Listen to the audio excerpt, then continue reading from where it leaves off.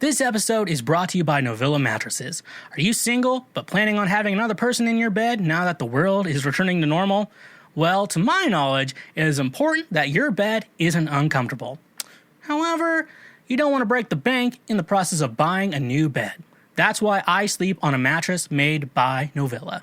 Meet their Bliss Organic Memory Foam Mattress, perfect for those who want a cool, dry, undisturbed sleep throughout the night, made with organic bamboo charcoal fiber, excellent motion isolation, cooling gel-infused memory foam, fits all bed frames, and reasonably priced between $179 and $369. Perfect for if you want an inexpensive mattress for you, your children, or even for your guest room. Using promo code Schweezy or the link in our description, you can save 10% on any purchase through Novilla directly. Again, that's 10% off using promo code Schweezy. A reminder that when you use our links and promos, you directly support this show.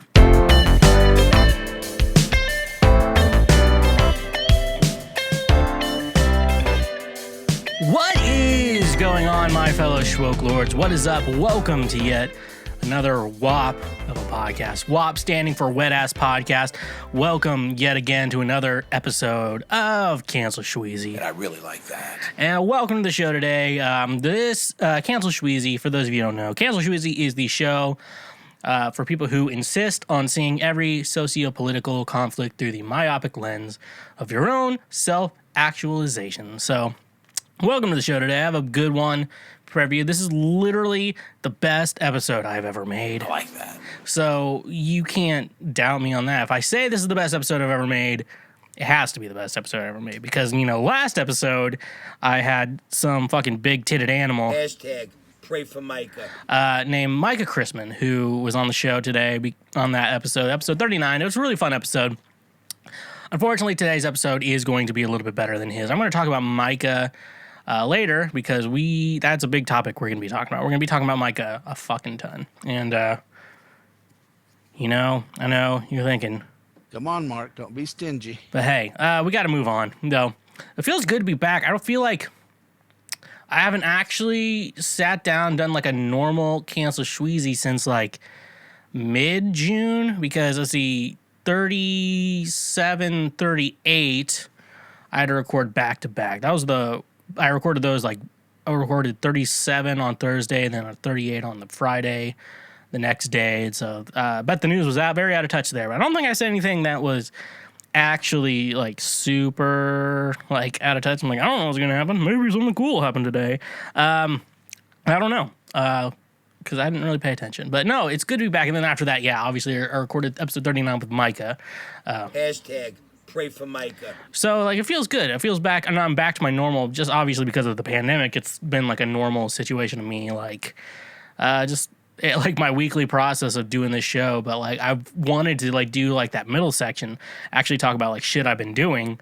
But then, like, I wasn't doing a lot of shit. So I was like, let's talk about movies. And so, really fun show today, because I'm actually going to talk about things I've done. So thank you so much for hanging out with us today. It really means a lot to me. This is the type of guy you get. So I think I need to move my soundboard a little bit closer. I got a Bear Walker from Jackalope here in Nashville. I'm going to keep it on this side, I'm going to say, just to be easy. I want to be able to get to the soundboard a little bit easier, which is only something weirdly for the people who are watching this, not the people who are listening to it. Just a reminder, though, I know a lot of people, majority of the audience is a listening audience, which, yeah, I can say that's true, but we do have videos, so go check us out on that. And if you don't like watching or listening to the full episode, we do keep the highlights up there of all the good bits of the show, and I really like that. So go check it out. Make sure you subscribe on YouTube. But first things first, though, I want to say Ride or Die Volume 2, the EP by me, Volume 2, which in my Ride or Die series, which it's going to stay on Volume 2 for a long time. If I make a Ride or Die Volume 3, I do have plans, kind of, but I have to live the moment first. It's weird. Weird thing. Go check that out. Ride or Die Volume 2, 5 new songs by yours truly. This is the type of guy you get. That I have released to the world, and it's very fun. I really like those 5 songs. It was nice because was it Ride or Die Volume 1? That was March 2020 through, I guess, I would say November is when I finally Okay, let me think about when I wrote it. So March through, I think I finished writing it in like July, August. It just took me forever to finish the arrangements on that. And then, so that's kind of like that era. And then I guess August through, well, no, it wasn't August. I'll say literally November through March, I want to say. That's when Volume 2, I feel like, was that place in my life. So it's nice. I don't know. It's cool for me to take all these EPs. I guess now with the Schweezy, ever since I rebranded Schweezy, I guess King was kind of, I wrote Eggshells, and then I did two B-sides, and then a cover of a Jimmy Eat World song. And then so it's kind of cool seeing like where I am in life when I write this stuff. And so it's kind of a cool little diary for me, but I don't fully tell that life. The most you get out of it is from the song. So it's really cool. Go check out Ride or Die Volume 2. It's out wherever you stream music. Just stream it nonstop so I can get all that royalty money. And if you don't, that's rough, buddy, because you're missing out on my music. Also go check out, like I said, go check out my music, but also go check me out on social media. I'm everywhere at the Schweezy except for TikTok, which I do try to post regularly. I need to figure out, like, at least practice more skits. I do like sing-alongs sometimes, but I do need to make some skits or whatever, like kind of like try to do that. I need to actually think and make a brand on TikTok for people, you know. And I really like that. So what I will say, yeah, you can go follow me there. It's the Foreplay King on TikTok, but it's also at the Schweezy everywhere else. But you can also watch me stream on Twitch every Thursday and sometimes Monday. I think this following Monday, the day this episode comes out, I will be streaming. I have been playing Pokemon Crystal Clear, which has been really fun. It's like it's Pokemon, but it's like a ROM hack open world from the original Crystal game, which has been really fun for me to play. I've played it first yesterday as I'm recording this. Really fun. Basically, you can challenge any gym leader in any order you want to, which is really cool. So I put like all the gym leaders in like a little like website randomizer thing, and then I have to follow them in that order. And like they scale based on what order you do them in. So I have like some really tough ones. I know I have some really tough ones coming up. But anyways, no, it's a lot of fun. Watch me play RPG games. I usually play a lot of Fortnite. It's usually Fortnite and Pokemon is the usual what I play over on my Twitch, but I sometimes mix it up. If a new Mario game comes out, like they had 3D All-Stars, I played Mario Galaxy. Then they had 3D World, I played that. Bowser's Fury. That was fun too. So I really like Nintendo Switch, but I do play a lot of Fortnite, and I do have an Xbox One, not the good one. Not even like the Series X or not Series X or even the Xbox One X. I have like the launch Xbox I bought really cheap so I can play Fortnite a little bit better. But no, it's a lot of fun. I stream every Thursdays, usually around 8 p.m. I usually post on my Instagram, and when I do go live, so go follow me there at the Schweezy. But I do sometimes Monday, but I will be playing this upcoming Monday because I do want to get a good distance in on Pokemon Crystal Clear. You can also support the show over on Patreon, where you can just financially support me and everything like that. But with Twitch, though, I forgot to say this part. With Twitch, though, if you do already have an Amazon Prime account, you can get subscribes. Now, subscribes are different on Twitch than everywhere else. On Twitch, you have the follow button, which will just basically you follow me, let me know when I do go streaming, and be a really cool way to say thank you for being a friend. But no, a subscribe is basically, you typically around like $5 a month, you basically financially support a Twitch streamer. And since Twitch is owned by Amazon, basically what you can do is connect the two and you get one free subscribe a month. And why not take $5 away from Jeff Bezos and support Daddy Schweezy? You know why? And I really like that. So don't do that. Congratulations, you played yourself. Don't play yourself. Go follow me there. And like I said, Patreon is a great way to just straight up financially support me. A great way to say thank you for being a friend. Just help me keep doing what I'm doing. Just literally help me survive. That's literally what I can tell you do.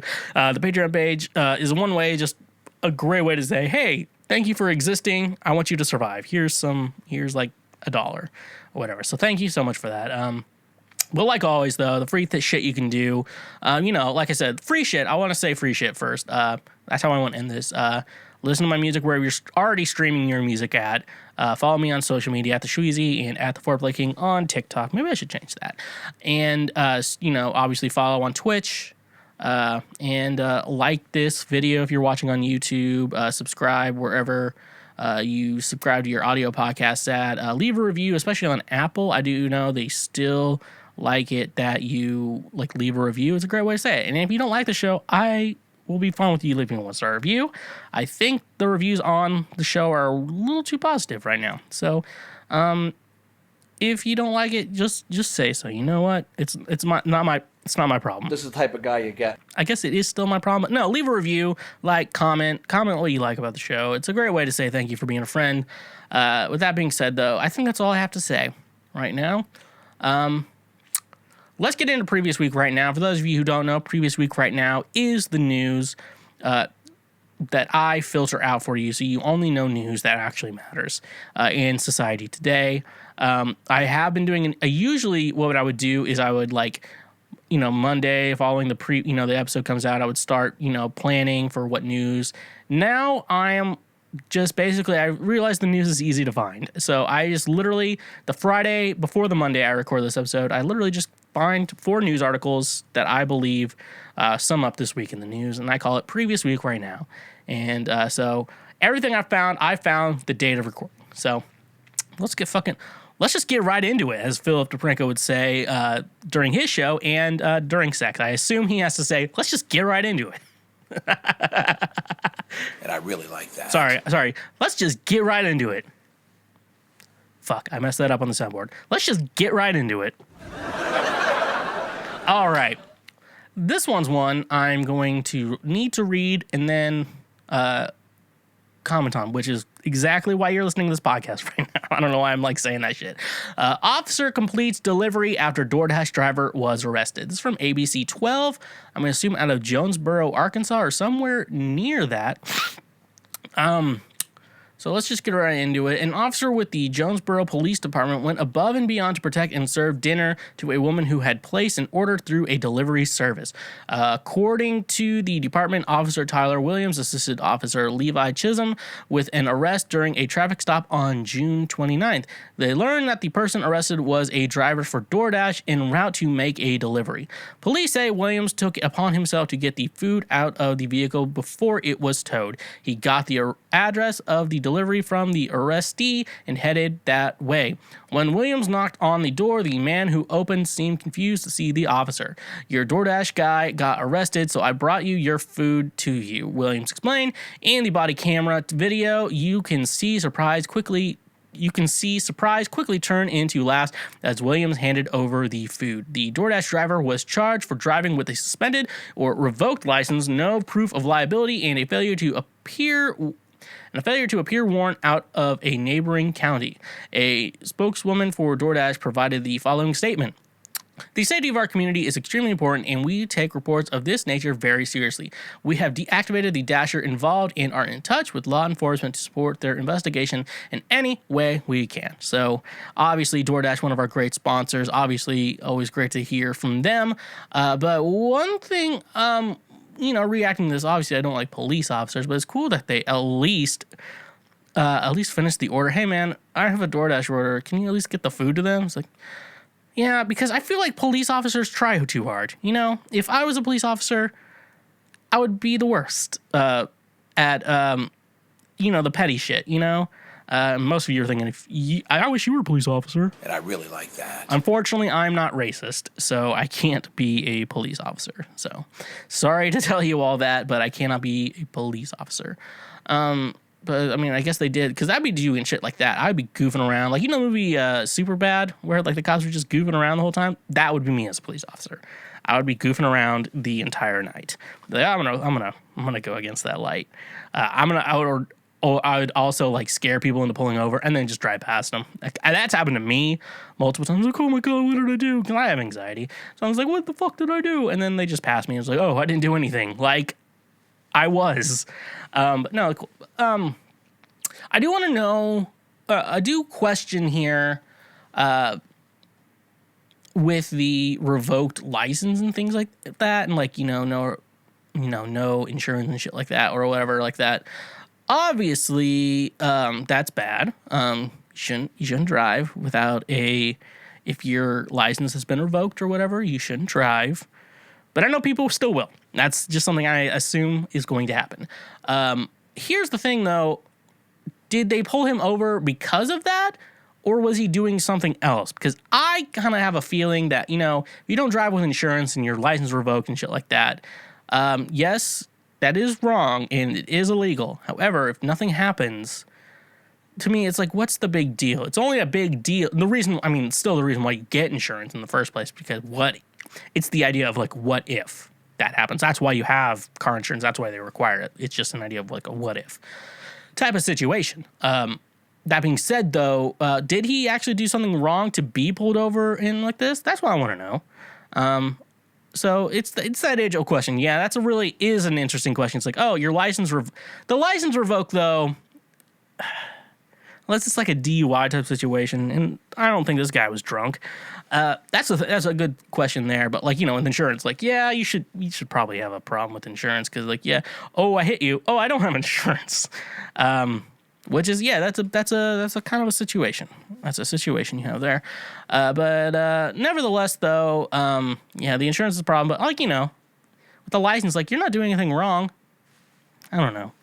Maybe they were tracking this place. I don't know. It is Arkansas. Like, Florida is God's waiting room, but like Arkansas is like God's toilet. And you know it's God's toilet because Missouri is above Arkansas, and Missouri is shit. And that means Arkansas is the toilet. Hope I offended everyone here today.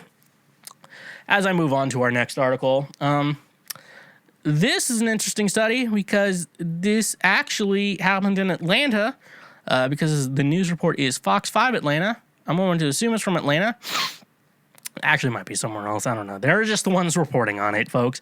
But I assume Missouri, and then second place, Tennessee. I only live in places with meth, apparently. Kansas. Kansas probably has meth. I think Kansas has meth, but it's not as bad as Missouri, which my parents moved to like number 4 places for meth. Places that make Sudafed illegal are kings of meth. And I remember when I moved to Tennessee and I saw people buying Sudafed, I'm like, oh, you can buy that here? Can't buy that in Missouri. Most places in Missouri. For obvious reasons. Let me go for this. I didn't even read the article title. Meth addiction in fish poses threat to ecosystem balance, study says. So this is from Fox 5 Atlanta. A study published in the Journal of Experimental Biology on July 6 found that drugs such as methamphetamines that make their way into the world's waterways through human waste can actually cause fish to become addicts, thereby impacting the natural balance of ecosystems. According to authors of the study, fish have nervous systems similar to human beings and are able to develop drug addiction, such as behavioral dependencies related to the dopamine reward pathways. In the study, researchers observed brown trout because while the species is native to Europe, brown trout can be found in all continents, excluding Antarctica. I've been everywhere, man. I like that. Furthermore, brown trout has been employed as a model species in toxicology. Example, Lukenbach et al. 2001. I guess that's a very good research paper that he wrote. When I wrote, because if I had to write a research paper, my only qualifications are Taylor Swift knowledge. Thus, the result obtained in the present study are broadly relevant to numerous ecosystems, the study said. Meth is a highly addictive drug that acts as a stimulant. It affects the central nervous system of the body and comes in crystalline powder forms, which can easily dissolve in water and liquid forms, according to the National Institute of Health. Results of the study found that fish exhibit similar behaviors to human addicts when going through withdrawals. Withdrawal symptoms include increases in anxiety and stress. Piper 2015 exposed trout in the present study similarly displayed lower probability of movement, suggesting that their ability to explore a novel environment was reduced as a response to stress caused by methamphetamine withdrawal, according to the study. The researchers also noted that fish who had become addicted to methamphetamine exhibit similar behaviors seen in humans in sought-out locations where often drugs are disposed of into waterways by way of human waste. User illicit drugs indirectly introduce these drugs into surface waters following excretion to sewage collection systems and discharge from wastewater treatment plants because these systems were not designed to treat such contaminations, the study said. The unnatural attraction to specific locations where fish can get their dose of meth and other drugs can cause an imbalance in ecosystems, according to the study. Consequently, fish that seek to satisfy their drug addiction shirk the natural desire to forage and reproduce, again, potentially upsetting the balance of nature. The elicitation, I did say that right, of drug addiction in the wild fish could represent another example of unexpected evolutionary selection pressure for species living in urban environments. Johnson and Manishi South 2017, along with ecological side effects of human societal problems within aquatic ecosystems, the study concluded. Okay. According to the 2007 National Survey of Drug Use and Health, NSDUH, approximately 1.6 million people, 0.6% of the population, reported using methamphetamine in the past year in 7,774,000. That's 3.3% reported using it in the past month. A National Institute of Drug Abuse report said, as of 2016, the average age for new meth users was 26, according to NIH. An estimated 964,000 people aged 12 or older, about 0.4% of the population, had a methamphetamine use disorder in 2017. The NIH added these disorders included significant impairment, including health problems, disability, and failure to meet responsibilities to work, school, or home as a result of their drug use. The far-reaching impacts of meth addiction not only impact communities and public safety, but according to Rand Corporation... Wait a minute. Rand Corporation? Is that the one... Iron Fist? Is that the Iron Fist one? I don't know, but that show wasn't as good as I wanted it to be. A report from 2009, methamphetamine misuse cost the nation approximately $223.4 billion in 2005. And as shown in the recent study pertaining to meth addiction in fish, drug abuse has the potential to impact the natural balance of environment. Methamphetamine users can unknowingly cause fish methamphetamine addiction in the ecosystem around us. Furthermore, drug addiction can have enological destructive effects on population of wild animals as well as the human society. Dr. Pavel Horky, co-author of the study, told Fox TV stations in an emailed statement. Okay. This is a very interesting article because the title is funny, but it was actually a very serious article. That's rough, buddy. So here's the thing I'm trying to think of here, because my mind initially went to the idea that people were getting busted by the cops, and so they're flushing all their drugs, and that would lead to the fish, and then the fish would get addicted to meth. But I then forgot, like cigarette butts and, whatever's left over from whatever kind of weed you smoke, like in a bowl or whatever. With that, like, does that go into the water? I'm assuming, does that go into the water, and they're just like used up like meth or weed and shit like that? Is that a case for it? Like I said, the worst drug I've taken was weed. I've taken weed. I've smoked weed. And obviously, I think, is it in Portland, just legalize all drugs or whatever? I think that's just a good idea because obviously, the war on drugs is made for black people. And then that track runner, I want to say, who just got, who was from Oregon. She was in Oregon, and she got disqualified from competing in the Olympics because she smoked weed. And it's weird, though. I haven't talked to my dad. My dad would probably have something to say about that.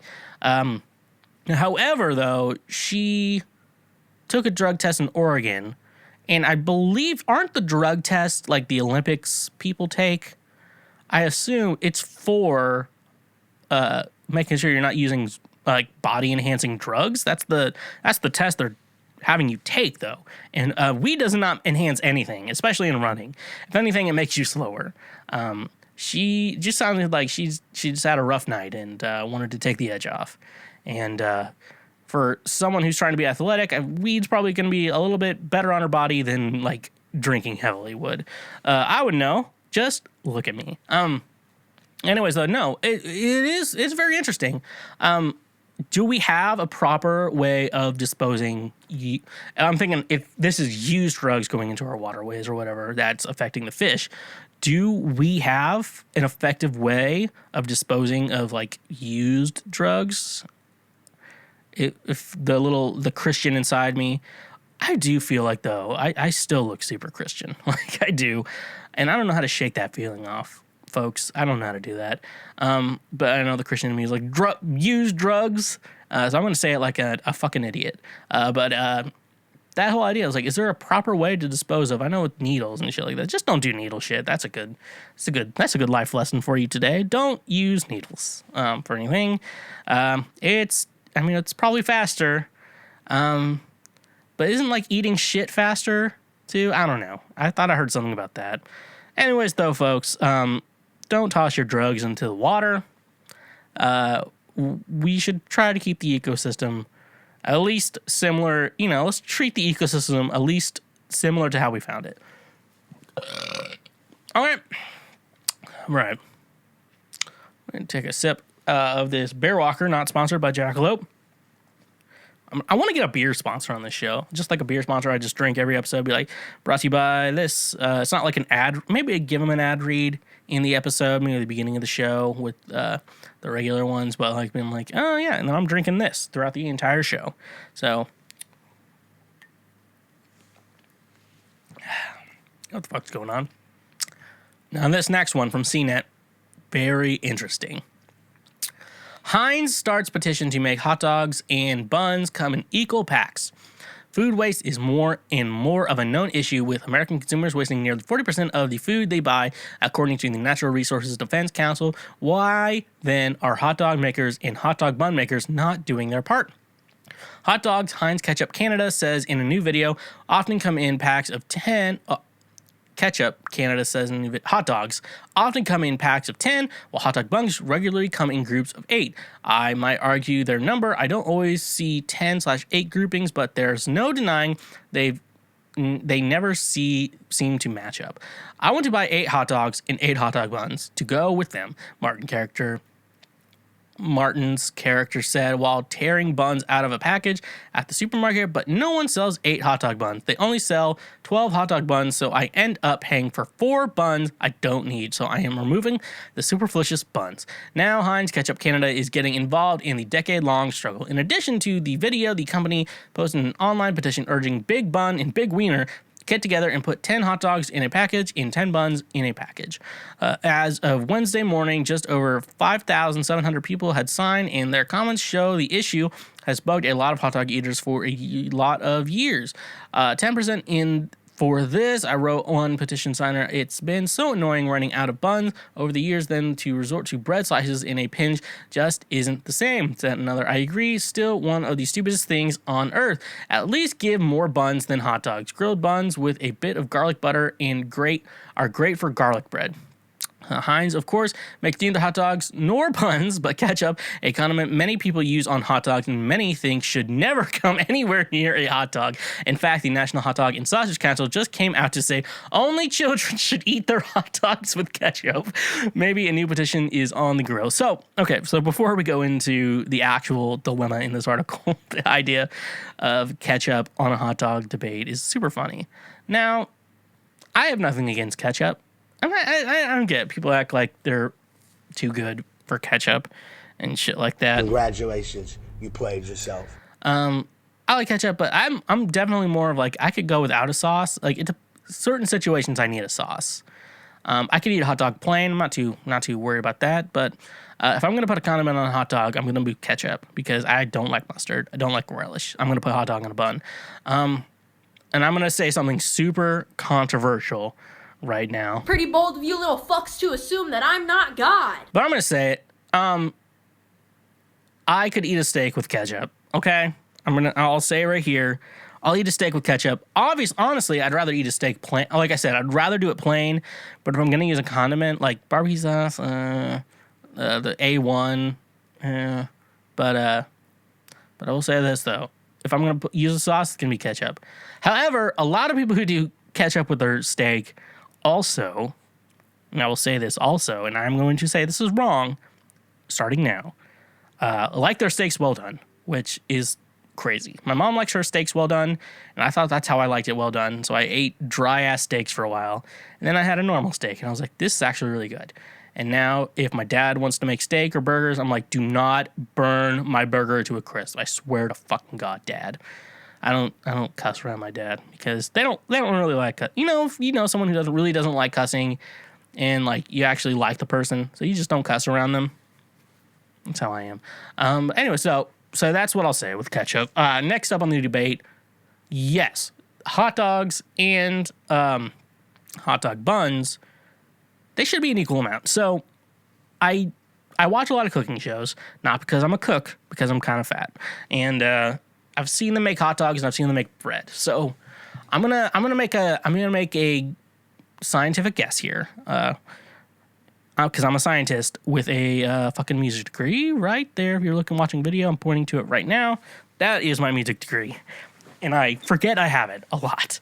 I have dreams where I don't finish college a lot. And I'm like, oh, wait a minute. I finished college like 5 years ago. What I will say here, though, from watching cooking shows on YouTube, I feel, because like the buns kind of are attached to each other. Like they're not like separated from each other. They're attached to each other. So what I'm assuming is there's one whole thing of hot dog buns.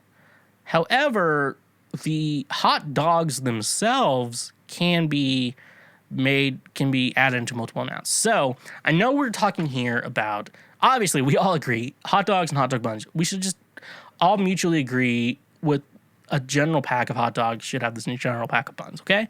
But I don't think the big hot dog bun industry has a say in that, because I feel like they just have one whole ingredient. It's like one big blob, and they kind of like cut it up into a way where it's all going to be a hot dog buns. I think I'm going to make a guess that the big bun industry does not have control over it. They just put in however many in as they want.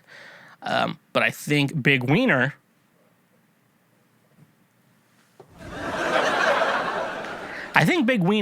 will inevitably have a choice, because I think they like stuff all the things into this weird casing, twist it off, shit like that. I know there are machines with the Big Wiener and stuff like that, but I think it's going to have to be Big Wiener who has to make that decision. If you work for someone like that, email us at theshwegcast@gmail.com. I'd be more than happy to hear whatever the fuck you have to say about this. But I think it's going to be Big Wiener's decision to make the equal amount, because I think Big Bun, they just make ingredients like split up into so much. I think Big Wiener is going to be the one who had to take the poll here. But if Big Wiener does this, I'm assuming Oscar Mayer is going to be a big one, Hebrew National. No, I am part Jewish, but I do prefer a kosher hot dog to like a pork hot dog. Beef hot dogs are better. Okay, folks? Beef hot dogs are better. Okay?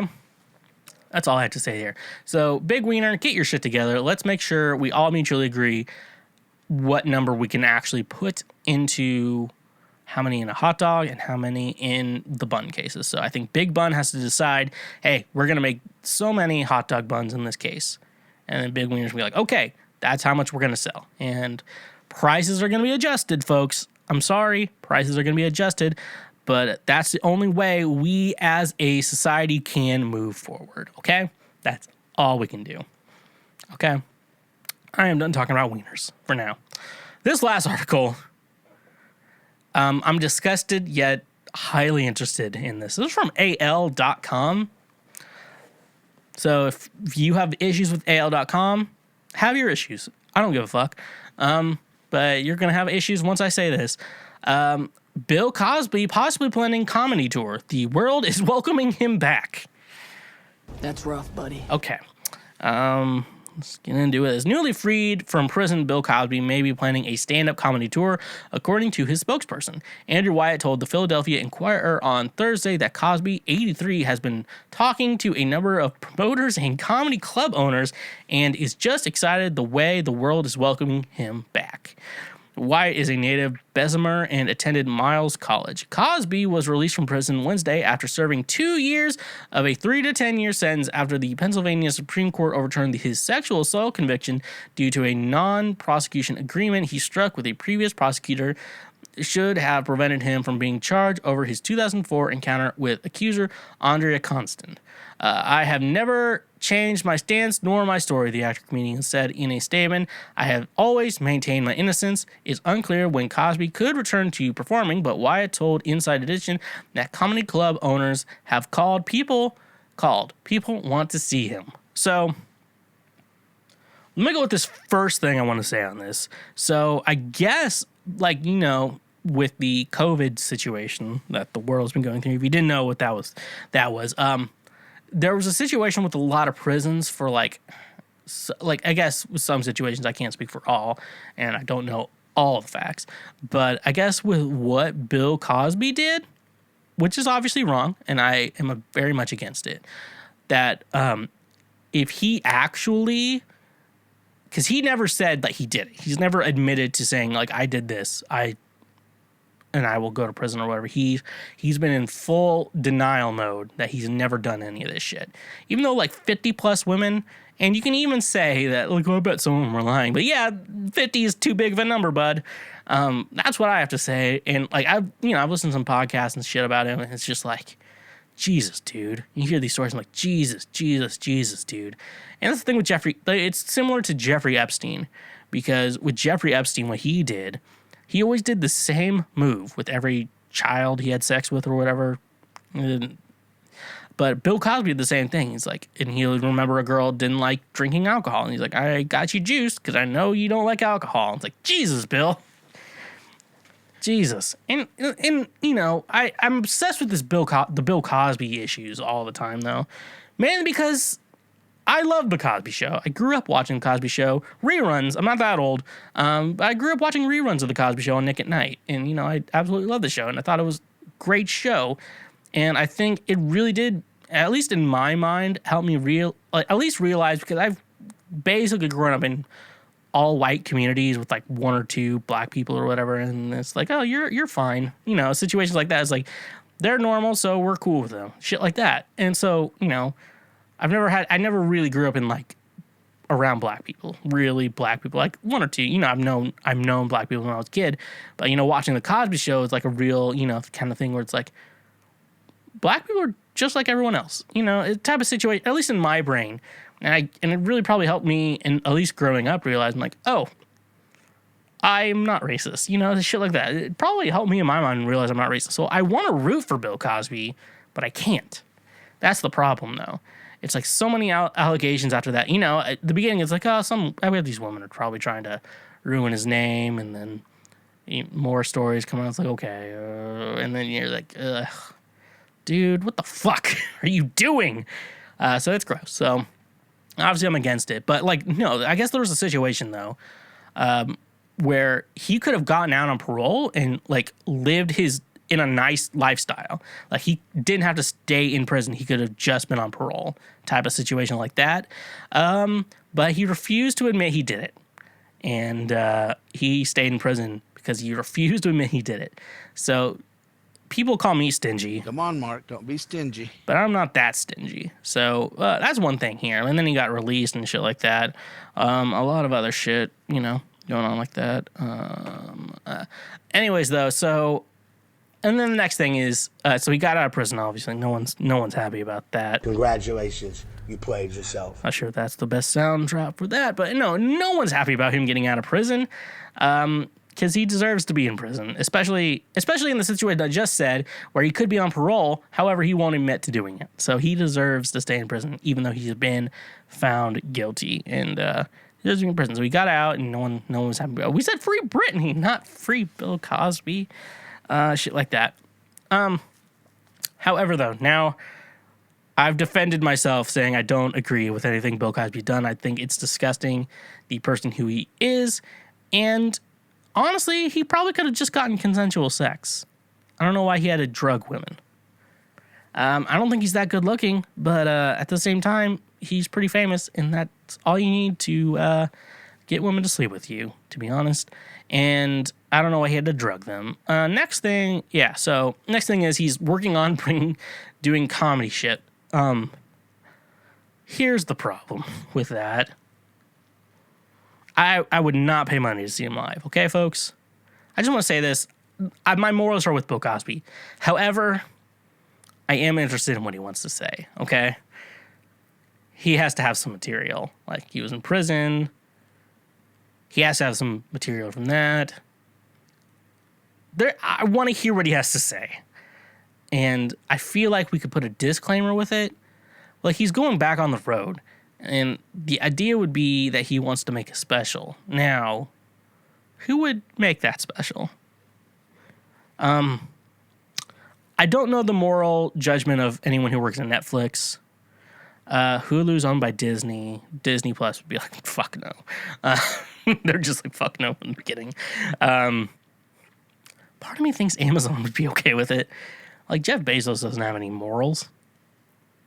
He would be okay with it.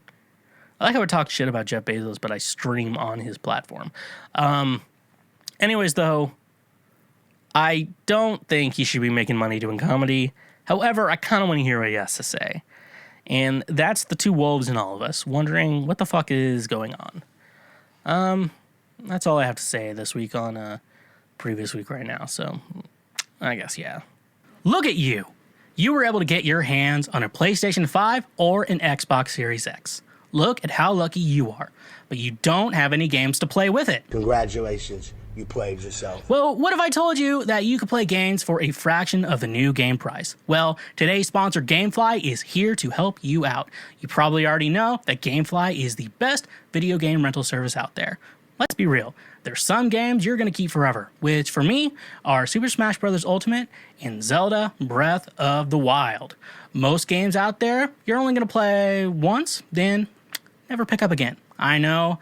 I bought some games that are now just taking up space on a shelf, which sucks. That's where Gamefly comes in perfectly, because Gamefly literally is the best video game rental service out there. You can keep the games as long as you want, and when you're done, you just send it back and then get your next game in the mail very quickly, like 2 days. And if you end up loving the game you rented, you can even keep the purchase from Gamefly and pay a used game price, which is a great price. Using our link in the description today, get your first 2 months of Gamefly for only $10. So start playing new games using the link in our description. And remember, when you use our links, you directly support this show. Look at you, you fat piece of shit. Hashtag pray for Micah. Looks like you haven't moved a muscle in the last year. Why not try and lose some extra weight and work towards a healthy lifestyle? To do that, though, you are going to need some fitness supplements to get the most out of your workout. That's where today's sponsor, FNX Fitness, comes in handy. Losing weight? Gaining muscle? Or do you need the energy to do a workout in the first place? That's where FNX Fitness comes in. FNX Fitness is committed to creating innovative supplements of the highest quality that provide focus for a productive morning, energy to thrive all day, performance supplements to reach new goals, unique sleep and recovery formulas to support any sport, and healthy supplements to support an active lifestyle for years to come. I also really enjoy their clothing line that makes you look good while you work out as well. And another thing I love about FNX Fitness is that with every purchase, they donate a gallon of water to a child in need. Start working out smarter, not harder, by using the link in our description today.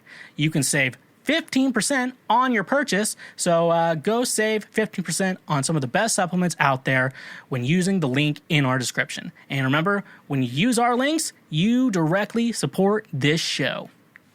Okay, Schwoke Lords, so bet you're wondering, you knew I was out of town. I had a wedding, and that was the main reason I went to Kansas City. I went back to Kansas City, some of my old stomping grounds, before I moved to the beautiful, wonderful city of Nashville.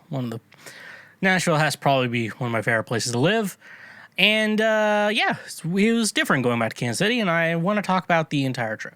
So that's what I'm here to do today, folks. And I really like that. So let's get into it.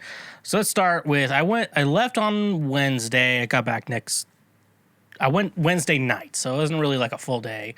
And I got back Tuesday night, the following Tuesday night, because I can. And I was doing podcast stuff so I could justify the trip. That's a little life hack for you. If you can do something while you're trying to go somewhere, you can justify the trip.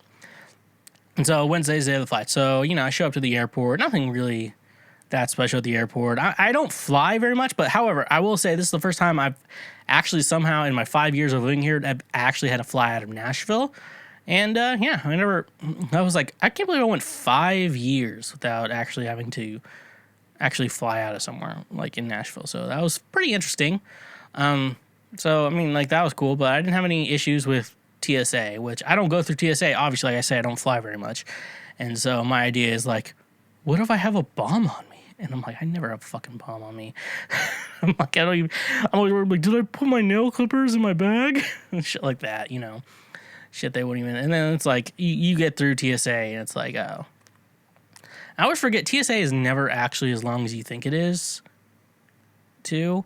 Unless it's like a lot of flights leaving at once, which I went for an evening flight, so I wasn't too worried. That's another trick too. I always assume like people always had to get up like extra early to go on a flight. And those are the flights I've been on in the past where like we had to leave like the crack of dawn in the morning. Because I guess the cheapest flights are super early or super late. And I realized, I'm like, I'm not a morning person. Why don't I just go super late? Because I do not want to have to like wake up, and I'm always, I have anxiety, so I'm always like worried about like waking up too late and I'm going to miss the flight. So why do I not do that and just do it in the evening? So I'm a big fan of evening flights, and you can too. Remember, you don't have to wake up early for a flight. You can just go in the evening. And if it's like my parents are always like, oh, you want to wake up early for the drive so you're not driving in the dark. I'm like, well, I'd rather drive in the dark when I'm fully awake than at like 6 a.m. when I'm like half asleep. Isn't that more safe to drive when it's a little dark and the car has lights? FYI. Anyway, that's just the thing here. Oh yeah, I got like boarding group B45 on Southwest Airlines. But you're wondering, why did you choose Southwest Airlines? Because I know what I'm worth, folks. I know who I am. And I got like B45 on a flight to Kansas City, which is the weirdest shit I've ever seen. Like, I didn't know. I didn't even think 45 people just in the B group were going to Kansas City. And it's an hour and a half flight. So I'm like, I can suffer in a middle seat or whatever. No big deal. Luckily, I did get an aisle seat, which I do prefer because I usually have to pee a lot. But I was apparently able to hold it and do an hour and a half flight 2 ways. So, and I feel a little stuffy in the window. And I don't really care. I've seen clouds, so I don't really care. But yeah, before the flight, I do have to say, though, I ordered like 2 Moscow Mules in a can. I guess Gate D doesn't have like a proper bar, or it's a COVID thing. I don't know. It's one of the two. Don't have a proper bar. But anyway, I got like 2 Moscow Mules in a can and a beer. And I guess they were wondering if I was getting it for someone else. Because obviously, if you're like, I'm going to buy beer for a couple people, but like obviously, like, hey, we need to make sure everyone's legal drinking age you're buying for. And so I bought 2 Moscow Mules and a beer for me. And it's like, no, these are all for me. I just don't want to get up and take trips. There we go. So for the flight, we're going to go with my drink count before. For the flight, I had 2 Moscow Mules and a beer.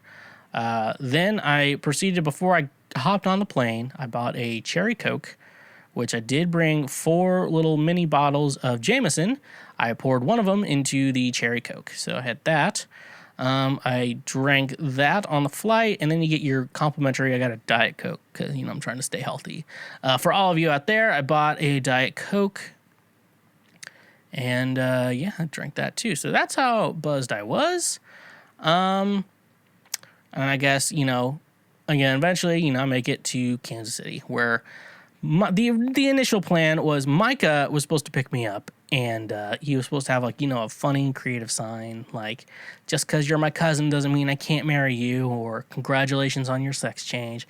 Nope, Micah didn't do any of that. He just tried to show up at the last minute possible, and his car's like, get in. And so Micah is a fucking terrible friend. That's rough, buddy. I wish I had better friends, but I guess I would have to deal with Micah, who let me stay with him for almost a week. So I guess that's the situation. He was supposed to come with me, but he was like, I am picking up you a little late. And I'm like, I'm sorry about that.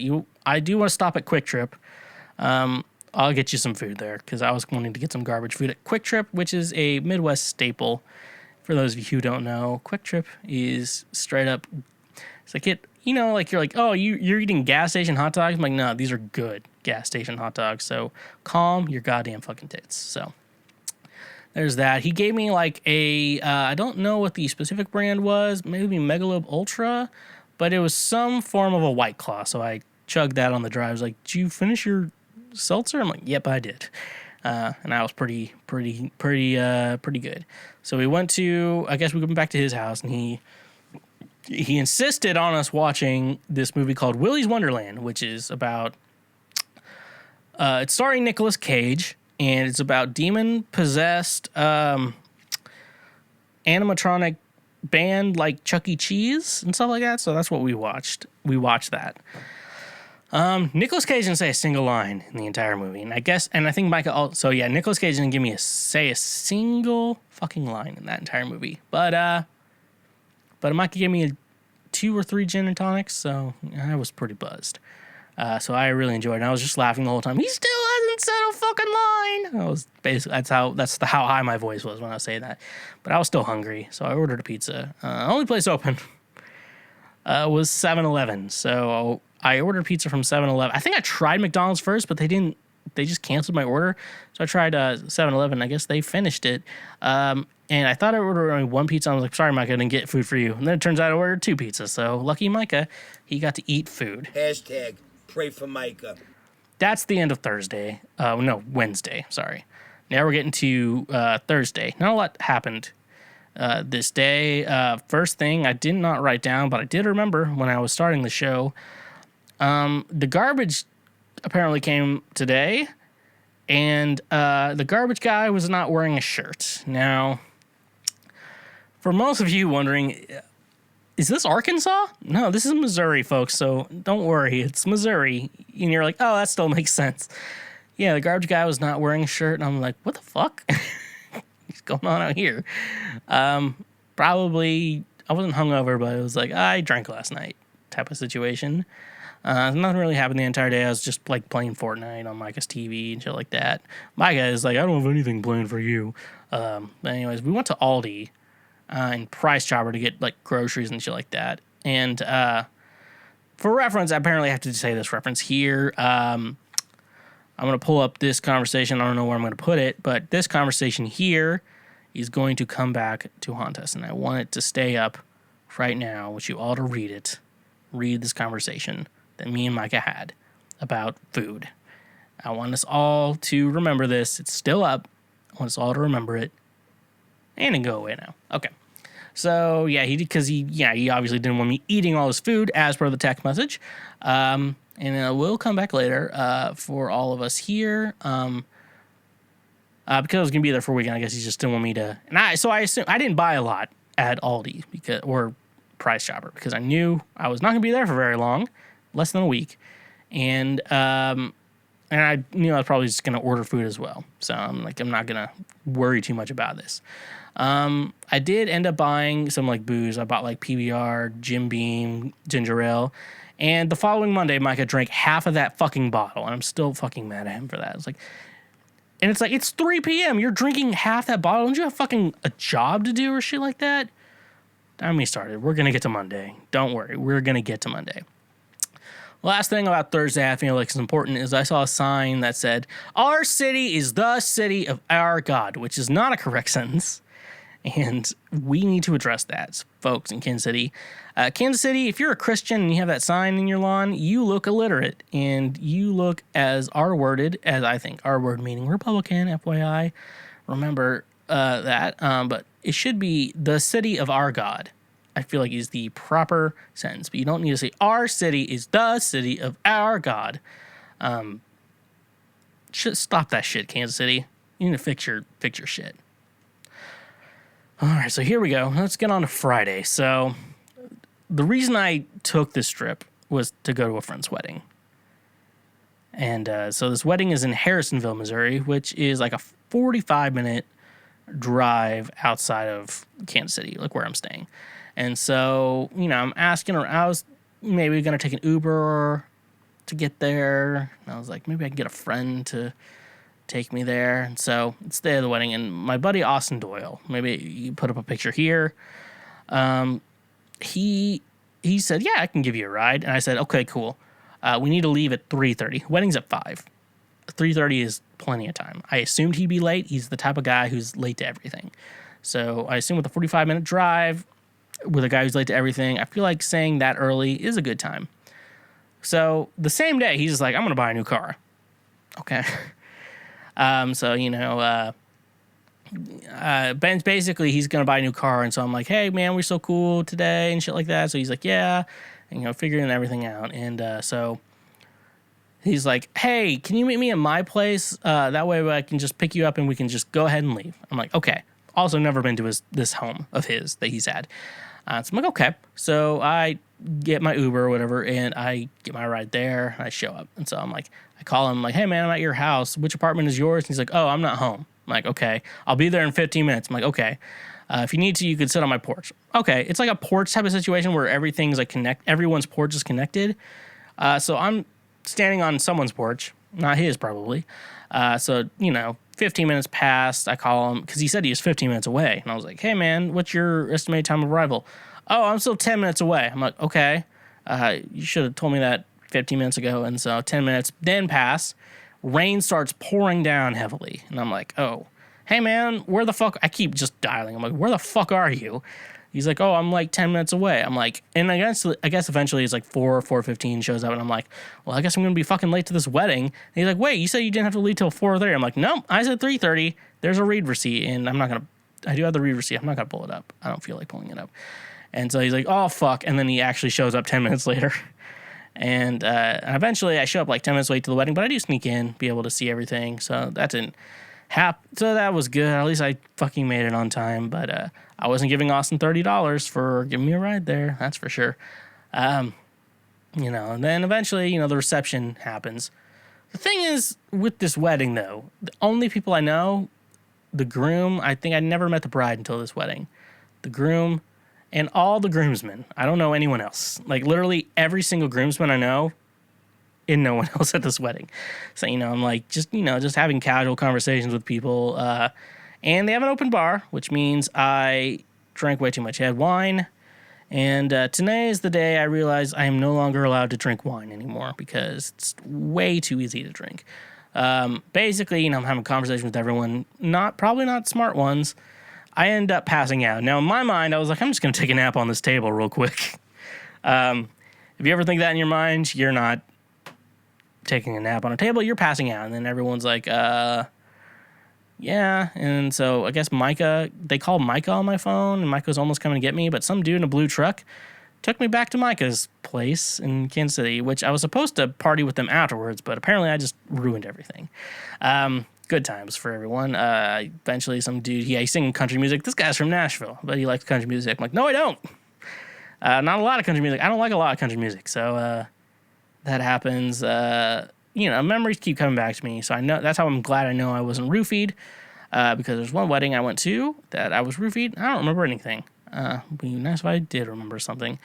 But apparently when I got back to Micah's house, I said shit like, I'm going to kill myself. My life is fucking worthless. I think I just embarrassed. I feel like I wasn't just embarrassed, passed out. And, it's just so depressing shit. I'm like, I don't think I mean that. And, I was like, I'm going to spend this weekend just, going on a nice little bender. And I did that. And I'm like, man, it's my first time back around people. I just fucking embarrassed myself. And that's just my life. I'm just getting over it. So apparently I was talking about killing myself and saying shit like that I don't mean. That's rough, buddy. So if you ever feel like you're going to kill yourself, if you get drunk and say you're going to kill yourself, but actually don't mean it, don't get drunk. And I don't drink wine anymore because apparently I don't know my limits with wine. And I'd like to know my limits with alcohol. So that was Friday. Very, very sad fucking day for me. That's rough, buddy. Next up, we got Saturday. So I did wake up like weirdly early. Sometimes you just wake up stupidly early when you're hungover or drink too much. And Micah shows up. He's like, hey, you're going to come with me. We're going to do 2 hours worth of errands. And we're going to talk about what the fuck you said last night. And I told him that if you make me move, I'm going to throw up. And that's the secret for Micah, to get him to leave you alone. And it's like, oh, well, now he knows you lied to him. It's like, does he? Because I could have thrown up. And, that's the thing like that. So I had to avoid that conversation, which, in my mind, it was just like, I don't really mean what I said.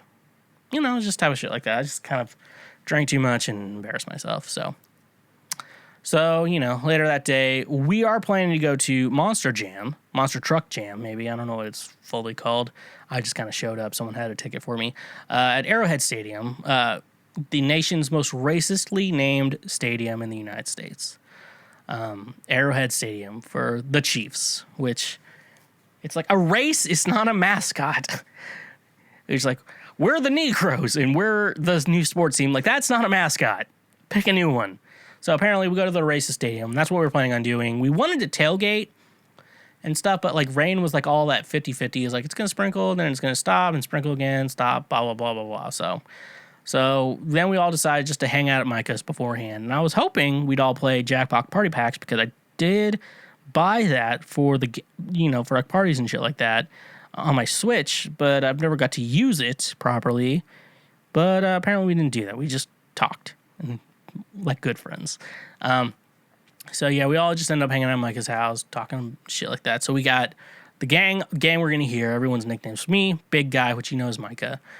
Tommy Buns, Foreman, and Frizzle. Or Frizzy McGuire, as I like to call her. I felt like the fifth wheel because Foreman and Frizzle are married, and then Big Guy and Tommy Buns are like, basically act like a couple already. And so I'm here just being a little fifth wheel, doing that shit. And like, Micah bought a lot of stuff like that, but I did have burgers and buns and shit left over. So I did still pay for all my own food. So don't act like I didn't, Micah. So yeah, that all that shit and stuff like that. So another good thing before we get to the Monster Truck show is I did take 2 hits of a bong, and then we head out to Monster Jam. So that was fun. And so I take heavy antidepressants for my anxiety. And so the one thing with weed is I don't think I appreciate it as much as most people. And because it's just kind of like, I'm going to make my antidepressants a little bit stronger. That's what it feels like to me. So I just show up high, and because it's so similar to my medication, I never notice it. And so basically, you'd feel like I'd be getting super drunk and acting obnoxious at something like this. Nope, I'm just sitting there like monster trucks, like crashing into shit, I'm just sitting there frozen.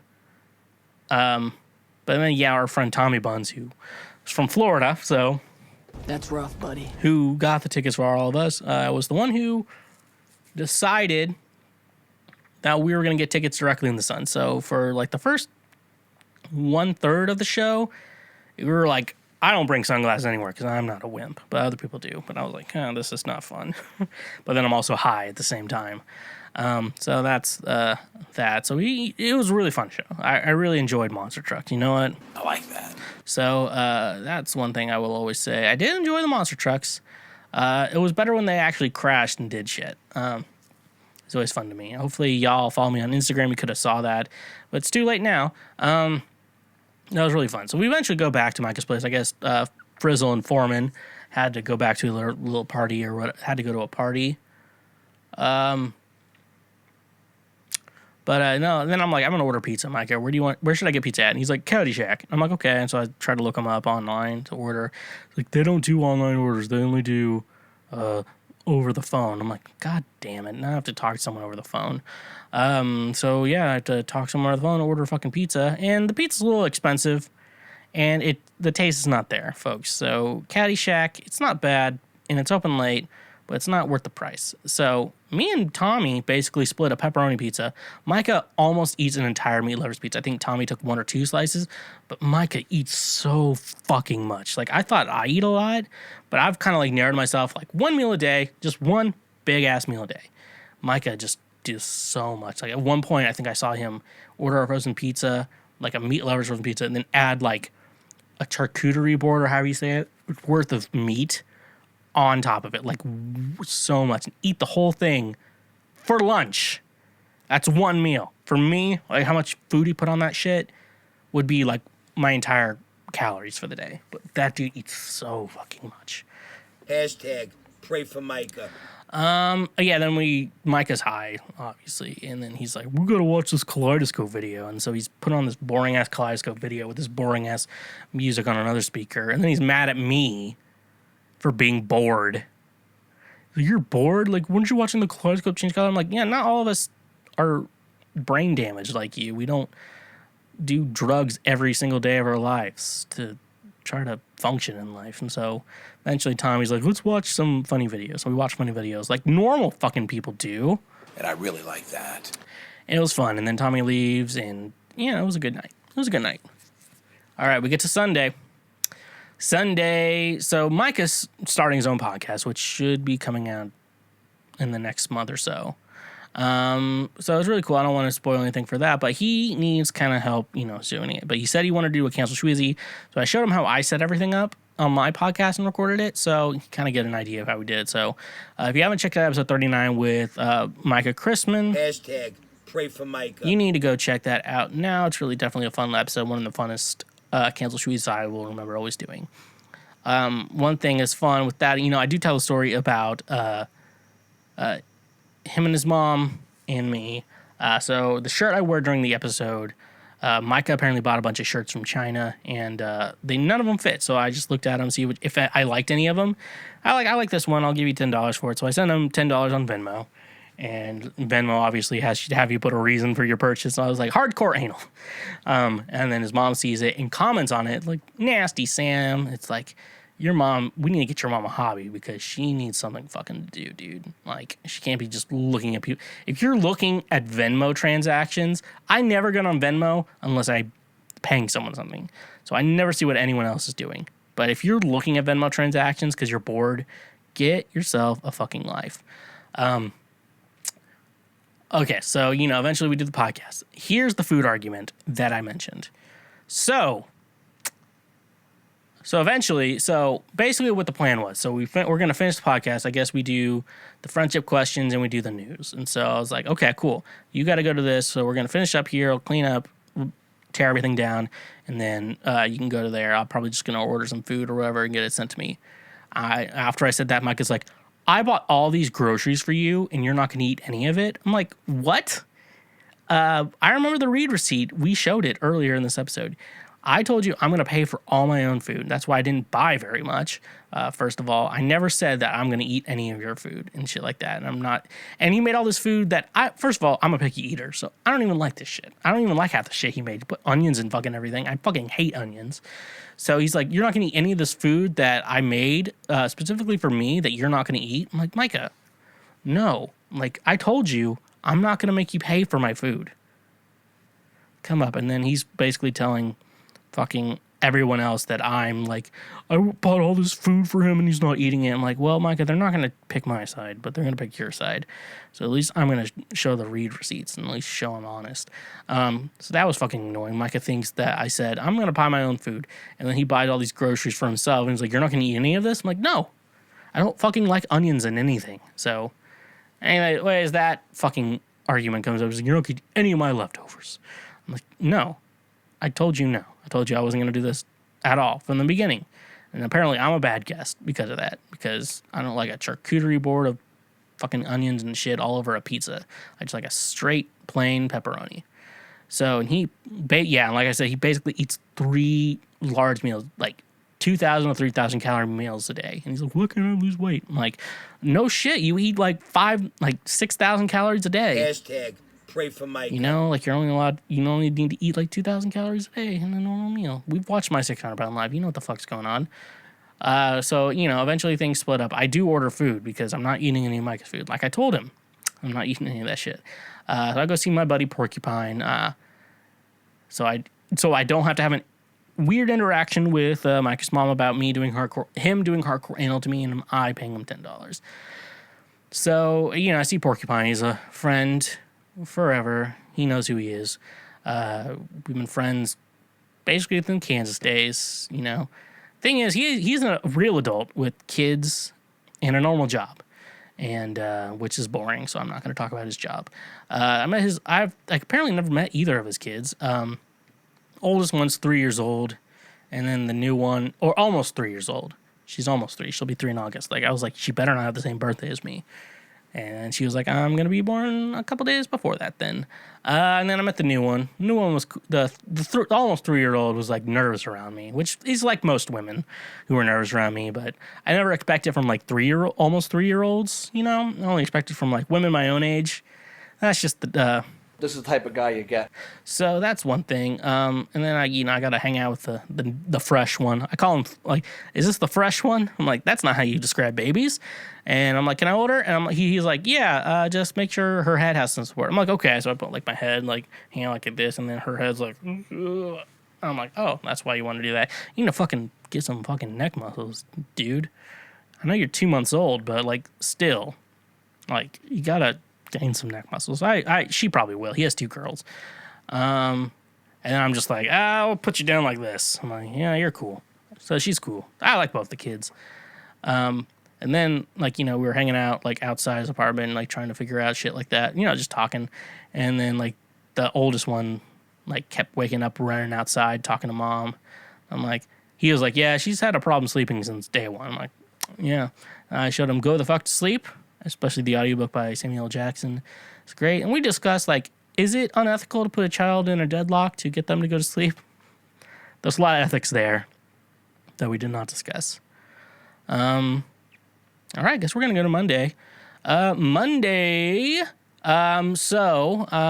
Foreman, Austin Doyle, wanted to get lunch with me at like 3:30, which is like a time I would eat lunch, but I usually eat 1 meal a day because I'm a healthy person. We go to a place called the Vietnam Cafe, which is a great restaurant. I will tell you, it is a great restaurant. However, I've never eaten Vietnamese food before, so I'm picky. So all I'm trying to order is just like chicken and rice, some form of their chicken, whatever form of chicken this country has, and some rice.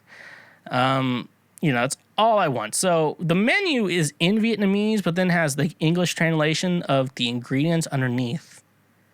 And my brain was like, I'm going to order. Apparently I have to order in Vietnamese. Apparently no one orders in Vietnamese. They just say what they want and they bring it out to them. Because I don't know how this restaurant works. All restaurants should work the same. That's how I live my life. Unless you're like, we're a buffet. And then maybe that's a little different. Yeah, so I tried to order chicken and Austin ordered chicken curry, and I apparently ordered like beef pho or whatever it is. So Austin ate the beef pho, and I took his chicken curry because I can, because you tricked me into put me in an uncomfortable situation. And then that didn't help when we went back to Micah. Micah's like, you wouldn't eat the chicken curry I have, and you ate chicken curry. I'm like, Micah, I don't know what food you made, and I don't know how old it's been in your fridge. I don't know if I want to eat that fucking shit. Calm down. And then Micah has the audacity to tell Austin that when recording Cancel Schweezy with me, he felt really dark. I'm like, fuck you, Micah. You're a dark human being too. At least I'm fucking honest about my shit. Anyways, though, I've been talking a lot of shit about Micah. Hashtag pray for Micah. But no, he is a really good friend, and I do love the guy, and I'm really thankful for him in my life. So, eventually, we do record an episode of his podcast, which I don't know when he's releasing this shit. But it's going to be a good time. So basically I told Micah to buy all this gear. I told Micah to buy gear that he would basically all he need to do. He would never have to upgrade this shit. He'd basically have the gear to go full throttle from the beginning. And he would never have to upgrade anything. Maybe like if a cable breaks, buy a new one and shit like that. So I bought like the Rode pod mics and shit like that. Basically I helped him get set up with his podcast, download the drivers for his Scarlett 18i8, which is like a 4-input Scarlett interface. Download Logic Pro on his computer, get that set up, and then walk him through how he would need to set up recording his podcast, bouncing it. Then I guess he's going to edit it in Premiere Pro, which I don't know how to use because I use Logic and Final Cut. So those are my two. And I was like, you already know Premiere, so just edit in that. So he's going to edit in that and shit like that. But it's going to be a good show. Hope you all excited to check it out. Basically, it's for white people who insist on seeing every socio-political conflict through the myopic lens of your own self-actualization. So if you're into that, if you're a white person and want to pretend that you're woke, go check out Micah's podcast. Not sure when it comes out, but I just want you to plug it on my show, and I'm going to plug it whenever he actually does release it. I will plug it on my show, so you better go check that shit out. Pretty bold of you little fucks to assume that I'm not God. So it's my final day. So I got my flight back to Nashville and everything, and I guess, I don't know how this happened. I wasn't there on the decision-making, but Foreman decided that he was going to give me a ride to the airport. I'm like, okay. But he wanted to take me to, like, Monarch Coffee, which I guess is his coffee shop that he works at. Not for much longer, but I guess he's part-time there. I don't know the full situation. I got a bag of beans there. Apparently, I got the cheap bag of beans only because I like the tasting notes on it. Apparently, I'm fucking trash. That's rough, buddy. But anyways, no, he's like, it was really cool. They had this drink like it's like an orange creamsicle, which is really good. I'm like, this tastes like one of those orange creamsicles. I'm like, yeah, that's what the drink's called. I'm like, oh shit. I also had this one. It was espresso and like Fever Tree tonic water. It was really good. But I drank it really fast, which was not good when I was walking through the plane shit and whatever. So, but no, Monarch Coffee, Kansas City, really good. Go check that place out. Guess what? And I really like that. So, last off, he drops me off at the airport and he tries to embarrass me with the, hey, don't forget your hemorrhoid cream joke, but he says it super quietly so no one hears him. I'm like, okay, thanks. Well, I'm like, don't worry, I have a bidet at home. I don't have to worry about that shit. But I eventually, get on the plane. I guess I put more in my bag than my backpack. So I typically travel, like I have my backpack I take on the plane with me, and then I take my my suitcase, which is my checked baggage. That's the convenient part of Southwest Airlines. You get 2 checked bags, and because I know what I'm worth.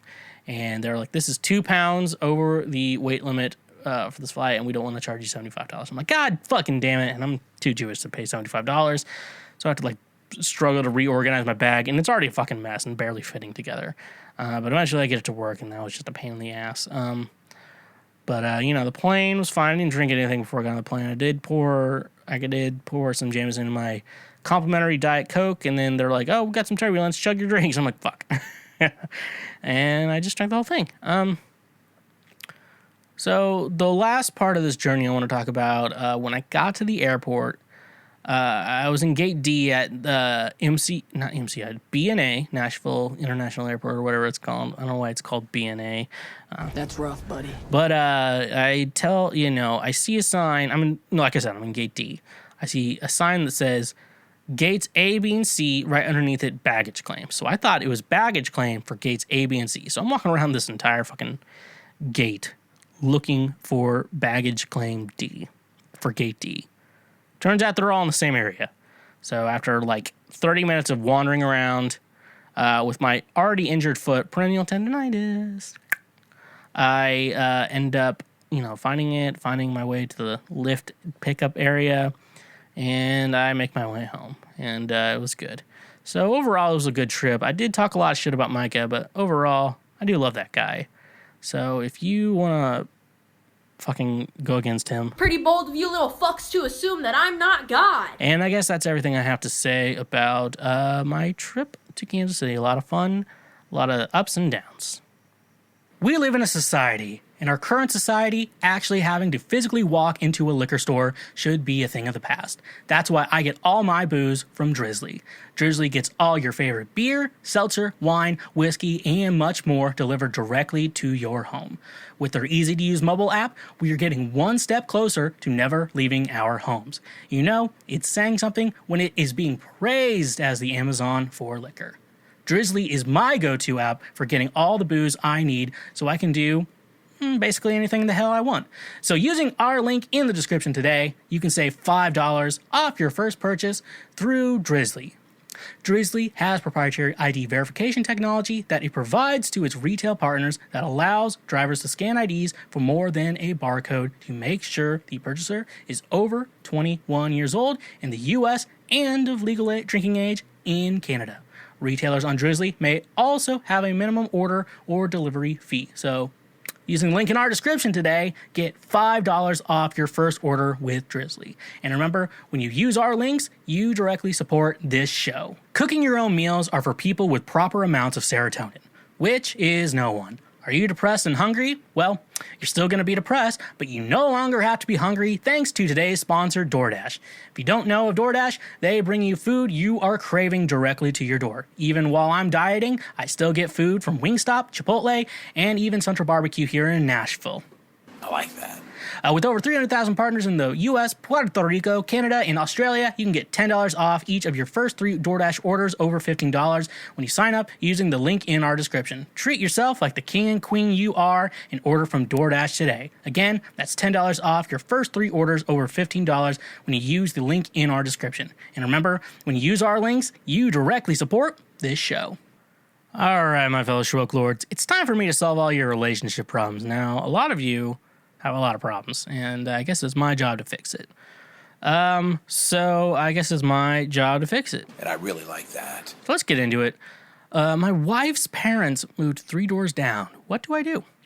My wife and I have been dating for 10 years, engaged since May of 2019. We were supposed to have our big reception wedding last year, but postponed it until this upcoming October due to COVID. We did, however, get officially married last October.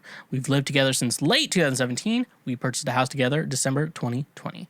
My wife's parents sold their house in 2019 and have been renting until last weekend. They have always wanted to follow her around as they are not close to their older son. They look at houses anywhere from 10 to 30 minutes away, but most recently found one 3 doors down from ours. They put in a cash offer with the proceeds from their own home and closed within 1 week. If it were possible, my wife would have wanted them to live with us. I was strictly against this idea. They are now in the same neighborhood and are already infringing on our life. I find myself up late at night because despite them living separately, it feels like they are living here because they can come over at any time and their presence is always there. So, buddy, look, first of all, congratulations, you played yourself. But to be honest with you, you've been with her for 10 years. You've been living with each other since 2017. You bought a house in December 2020. You have to know her parents are a big part of your life. A big part of her life. Like, how do you not already know this? That's a weird situation that you do not know that. And now the fact that they're doing like little Everybody Loves Raymond style, like that their parents are coming over all the fucking time, is something that you should have kind of figured out beforehand. And that's a weird thing that you don't understand. Now you're like, oh, the parents are basically living with us, but not really. Yeah, you should have kind of figured that out beforehand. And that sounds like a you problem. So congratulations, you played yourself. I don't know what you want me to say here, buddy. Everyone has baggage. We all have baggage. I have baggage. You have baggage. She has baggage. Her parents have baggage. And guess what? If you love someone and you want to make them your ride or die, which is an EP by me out now everywhere where you stream your music, you realize that with these ride or dies, they have baggage. And some of the baggage is good and that you like to take with you. Some of it's not good, but you still have to take with you. That's what baggage is. You just have to make sure you got matching sets and you can easily identify it at an airport, like I do with a Mickey Mouse name tag or whatever they're called, or whatever that shit is called. So, buddy, don't act like you figured it out. You didn't. You just, I don't know why you acting like this is a big deal all of a sudden. So that's all I have to say about that. You don't know. Next question. Throwing a bonfire for my birthday, but none of the guests know each other. Bad idea? My birthday is coming up, and due to my own poor social management, I don't really have a circle of friends at the moment. Just a few scattered friends here or there. I got a little zealous and invited 3 of my friends, all between 21 and 22, to my house for a bonfire, but none of them know each other or have any mutual friends besides me. I'm incredibly nervous and don't know if it'll go well. They're all similar enough and like to smoke weed, so that'll make it easy, but I'm just nervous it'll be awkward with nothing to talk about. Should I cancel? So, no, don't cancel your fucking birthday party. It's your birthday party, and your birthday is all about you. And I like to try to, and I've realized that we do social media and everything. Everything in our life is just to be about us. And guess what? I like that. So, funny enough, example of like, I'm just like, we're just trying to make things about us. Like I joked last month, I have not figured out a way to make Pride Month about me yet until last episode. I was like, Micah's mom thinks I'm gay, so now I get to celebrate Pride. One thing that was funny is Emmy Rossum is her name, I believe. She played Fiona on Shameless until the last 2 seasons where she was like, I'm not going to be on the show anymore. But anyways, she posted like I guess she was pregnant and had a baby, but also didn't post anything about the pregnancy until she already had the baby. And then so she posted for Father's Day, Happy Father's Day, but it was a pregnancy photo of her. And that is an example of how we all try to make everything about ourselves. We always try to make everything about ourselves, and that's why we always worry about ourselves too much and think about ourselves too much when we realize no one else cares. In regards to your birthday party, because I went off a topic a little bit, what I will say, though, is you may have to figure out a get-to-know-you game type of situation where everyone, kind of gets to know each other and does not feel super awkward around each other and is not acting fucking questions about, I was like, who are you? It was like when I was at this wedding, it was like, how do you know the bride or groom? Well, I know the groom. We went to music school together. And it was kind of a situation like that. I was like, oh, are you a musician? I'm like, yeah, I'm the fucking best musician that's ever came out. Ride or Die Volume 2, out now wherever you listen to your music. But no, so get to know you game. The weed, and if there's alcohol involved, that is going to chill everyone out and make everyone a good time. Like, I could see myself hanging out with anyone, especially weed and shit like that. I do that all the time.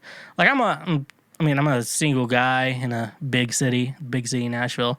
And honestly, what I can tell you right now is, like, I go to movie theater. I want to see a movie in theaters. I go by myself. Like, and then, okay, can we talk about the movie theaters by yourself? There's no reason why we should shame people who go to movies by themselves. First of all, if you live alone and you watch a movie by yourself, it's not a big deal. However, if you go out in public to do it, it's a big deal. And second of all, you don't necessarily need to have someone with you to go see a movie. Because you're not supposed to talk during the movie. You're supposed to watch the movie. So I don't know why we shame people going to movie solos. And it's not because I do movie solos, go to movies by myself. It's just general. Like, if you watch, it's different. Like, it's definitely a thing. Like, oh, I'm home alone. I'm watching a movie by myself. Not a big deal. Hey, I want to see this movie, but no one else wants to go with me. So I'm going to go watch this movie by myself. Like, apparently that's a big deal. I don't know what the fuck's going on there. Yeah, I don't know why we shame people for going to movies by themselves, because I do it all the time. And I'm telling you, if you want to see the movie and no one wants to go with you, just go to the movie. That's all it is. But with this, if it's just a bunch of scattered people, you make them get together and do it. I make different friend groups get together all the time, and it works out most of the time. At least, I don't know if they become best friends, but they become friends. It's a fun hang. As long as the personalities aren't like extremely different, that's when it becomes a problem. All right. Thinking about X a lot. I've been broken up with X in no contact for over a year. Recently went completely no contact by not checking socials. Hold on. Oh, someone from India wants to do something with my music. I'm like, fuck that. I've been broken up with an ex for no contact over a year. Recently went completely no contact by not checking socials maybe 3 months ago. Haven't spoken to or seen X in over a year, but whenever I am with another potential partner, I find myself thinking about my ex a lot, comparing and just thinking about them in their new relationship. It bothers me. I feel like it's unhealthy. Should I be dating again, or is it a sign that I still need to heal and be alone? I was with my ex for over 3 years. It's crazy that I even expect my brain to just stop thinking about someone I saw/thought about every day for 3 years. How the heck is he able to do it and be so deep in a new relationship? So, a couple things I would have to say in that situation. One, you're fucking lonely. Loneliness. The cure to loneliness is not finding someone else in your life. The cure to loneliness is to understand that you're okay alone. That's the answer. Number two, it sounds like the situation that I am reading here, that you are over him, but you're not over him being over you. Like, you want him to still want you, but you don't want him. And that's a kind of a selfish thing. You have to realize that he's his own person. And you need to realize that he does not, that now that you two are apart, you shouldn't expect someone to want you. We all want to be wanted by someone. That's not like an abnormal thing to think about. We all want to be wanted. Why do you think I post? Why do you think I'm buttons down here right now on this? For video only people, if you're listening, sucks to be you, because you don't get to see me with a couple buttons down on this button down shirt. The main situation I would say that you have right now is you want him to not be over you. However, you are over him. And so you're jealous of him for being so over you. And I don't know if you necessarily want to get back together with this person, but at the same time, you want them to still be obsessed with you, and that's not healthy. You shouldn't want your ex to be in love with you. That's a thing. And I try to let my exes move on. Most of them, it's pretty easy. And for the ones that aren't, it's kind of just the situation where I try to let them. It's like, look, I'm not going to fight for you. I'm not going to try to fight for your honor or whatever the shit people do. Like, it's like, it'll be cool. Like, in my loneliness, it's like, maybe we should get back together. But also, it's like, am I going to fight for you? No, I'm not going to fight for you. That's the situation. You're not going to fight for this person. You just want them to be in love with you. And that's the situation here. So you just kind of have to get over that idea that you want them to want you. And once you realize that, your life's going to be a lot better from there. So just calm your fucking tits and move on. Unsure if friend cheated with me during threesome. That's rough, buddy. Or is it? This is a weird situation. I had an unplanned threesome last week. Basically, we were out drunk at a club when my good friend's girlfriend told me she'd always found me attractive and started making out with me. My friend was totally fine with it, very into it actually. So I figured, why not? The three of us ended up back at their place. My friend mostly watched while the girlfriend and I fooled around. This apparently had been something they'd always wanted to do. They assured me I was pretty drunk and not really thinking about anything too deeply, but as long as they were okay with what was happening, fine by me. They'd never brought any of this to me previously. This is all a new experience to me. I have zero desire or intention of ever home wrecking or causing a rift in any relationship. My friend tried to kiss me and touch me a little, and from what I could recall, the girlfriend didn't want him to. Not positive, but I think this is what happened. And he went back to watching. Anyways, when the girlfriend falls asleep, and my friend and I start fooling around, and just the two of us kissing and touching each other below the waist, but not penetrative sex. I really did not think anything about it in the moment other than just having fun with him. But now reflecting back, I'm wondering if this was wrong. I don't know what they talked about beforehand, but is it typical for just two people, especially one half of a couple, to mess around still if the other one of them is now asleep and not participating? And again, I feel like the girlfriend wasn't crazy about us kissing, but I'm totally unsure. It's deeply not my place to say anything, but I have started feeling guilty. Here's the situation. And in regards to your guilt, that's not your problem. That is not your problem at all. So let's say you're in my situation. Of course, I've never done anything like this, folks. I grew up Christian, so it's like, oh, threesomes or orgies, and those are bad. But now I'd be down for it. Anyone want to help me get the belt? Feel free to email me or hit me up. What I will say though is, in regards to if you join like a third person situation, whatever they discuss beforehand before ever doing anything is their problem. None of this is your problem. So if she is not happy with you fooling around with your guy friend that's involved, that's their problem. Don't make that your problem, because if they're going to add a third person to their relationship, what they would have to do is have a deep discussion of things you should and shouldn't do and what makes everyone comfortable in this situation, because you should not be the victim in any of this. You're just down to have fun, but they're the ones who have to kind of like set their limits and shit like that. That's the thing. And that's always want to know, because if I'm on a dating app, I do like to swipe right on the people looking for a third. However, I don't want to have sex with a guy at all. I don't want to do any of that shit. I just assume I'm going to make two friends. But any situation that you're in, from what I'm hearing here today on what it sounds like, is whatever is crossing a line is their problem, because you can't cross your own line. You make up your own boundaries, but boundaries for them as a couple is going to be their problem. And it's not going to be anything your fault. So don't feel guilty at all. That's their problem. And if it's a problem for them, everyone has to deal with their own problems.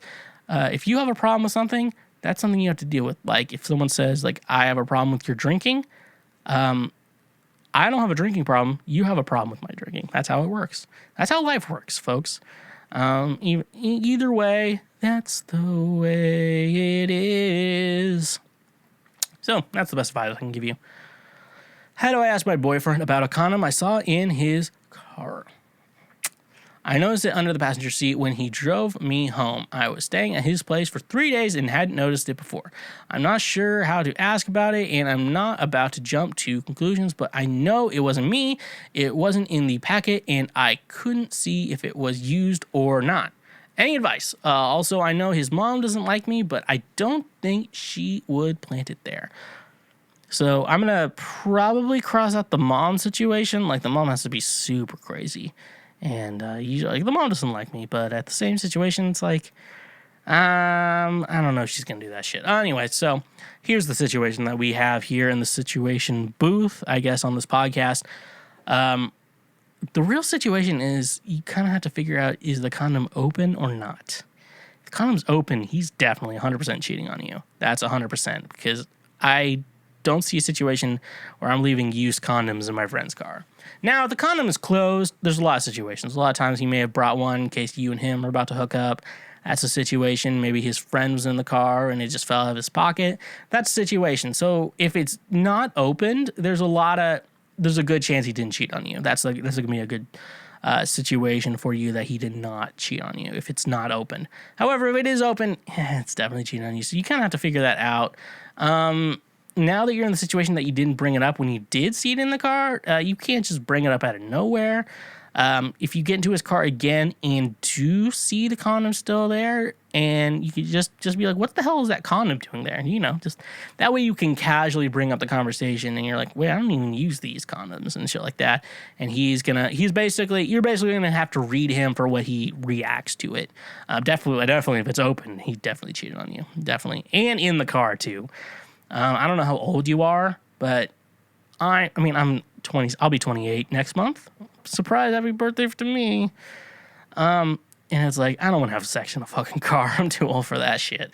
But nonetheless, yeah, that's basically say if it's opened, he cheated on you. If it's not opened, there possibly could be a conclusion to the story. However, that's something for you to find out and me to just kind of lead you in the right direction. That's who I am. This is the type of guy you get. All right. Is this the last question? No, we got two more. Okay, here we go. All right, I drunkenly cheated on my ex-girlfriend with one of her closest friends a day before we planned to break up. This happened last Tuesday, the day I finished my final exams. I thought I'd celebrate, and it's IDE, like the Ides of March or whatever. I just want to let everyone know that. This is the type of guy you get. So this happened the last 2 days. I was going to the bar with a few friends. Mine worked. I live in Europe where the drinking legal age is 17. I'll refer to this person as Danny. Danny is a biologically female, non-binary friend of mine that I'd, still spelled the same, been getting close to recently because both of us were having trouble with our relationships. I got to the bar and it being a Tuesday during a pandemic was basically deserted. I just hung out at the bar and got a ton of drinks. I'm making fun of this person for being from Europe, but I can't, I'm not that better of a writer. This time I had lost feelings as our relationship was short and didn't survive long distance. The plan was to break up with her the day after I went to the bar and get things straight. Danny basically comforted me while I drank and drank and drank. I'm not a heavy drinker, but I do have a pretty good tolerance. The alcohol was slowly creeping in. Danny spent the whole evening making sexual passes at me jokingly. I knew that both my ex and Danny were good friends, and I trusted Danny with my feelings that night. Once their shift was over, see, I hate them, they, their as fucking pronouns. We have to figure out a new pronoun for non-binary people, okay? We have to figure this out, because they're refers to a group of people, and it makes sentences weird. Once Danny's shift was over, we walked around the pier. We were at a harbor. Is when my memory started getting choppy. Danny hadn't drank anything except Sprite. While we walked, I vaguely remember holding their hand, though I don't know who instigated it. Next thing I know, I was at the end of a pontoon with Danny making out. After this, we took a taxi back to my place as I offered them to stay at mine since Danny lives on a separate island and the voyage home would have been too long. I don't remember the ride home. All I remember from this moment is offering them a glass of water and a blurry scene of me in bed with Danny on top of me. We were having sex. First time for me. Now, for them, they were on birth control. I then woke up, but I don't remember doing so. We spent the morning talking about what to do now. Then my ex, or not, I was about to break up with them in just a couple hours. I sorry I had to tell her that I cheated. I met her at a local park, but I couldn't tell her about the cheating. I didn't want to ruin the relationship of Danny and my ex. I later called her once I was telling her the situation and was promptly told I was a terrible person. All I told her that I cheated with Danny. I, of course, checked with Danny if this was okay to say from the beginning, and they gave me the green light. And now here I am, a terrible person and even worse boyfriend. I feel bad for getting Danny involved in all this. I stopped taking my anxiety meds and started increasing my Ritalin dose to instigate anxiety attacks throughout my day as a way to atone. I know the most likely answer to this thread is going to be people calling me an ass, but I know that already. But what can I do to make it up to my ex? She's really amazing and doesn't deserve what I've done to her. So there's a clear right answer to this situation, folks. I know there's a clear right answer. However, I'm gonna give my answer to this. Look, you're gonna break up with her already, so I feel like cheating. So there's a thing though, when you break up with someone, you're you already become the bad guy in their mind.